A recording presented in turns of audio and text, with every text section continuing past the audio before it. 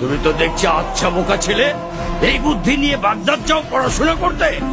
তুমি না বললে তো কেউ জানতেই পারতাম না যে তোমার কাছে এত মূল্যবান সম্পদ আছে। আমার লোকেরা তো তোমার শরীর ঘেটেও কিছু পায়নি।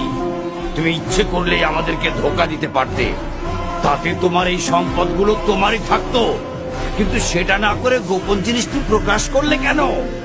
কারণ আমি আল্লাহকে ভয় করি, সেই সাথে আমার আম্মার উপদেশ যেন কখনো মিথ্যা না বলি। বিপদে পড়লে যেন আল্লাহরই আশ্রয় চাই, মিথ্যার নয়। কি বললে তুমি? আমার উপদেশ? বিপদও মিথ্যে বলা যাবে না। না, কারণ আল্লাহ যদি ইচ্ছা না করেন তাহলে মিথ্যা বলেও আমি রেহাই পাবো না।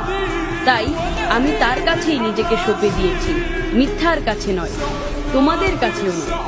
আর আমাদের নবী বলেছেন, মিথ্যা হলো সকল গুনার মা।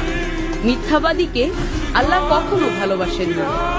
সামান্য এক বাক্য মিথ্যায় তুমি তোমার কষ্টের জমানো সম্পদটুকু রক্ষা করতে পারতে।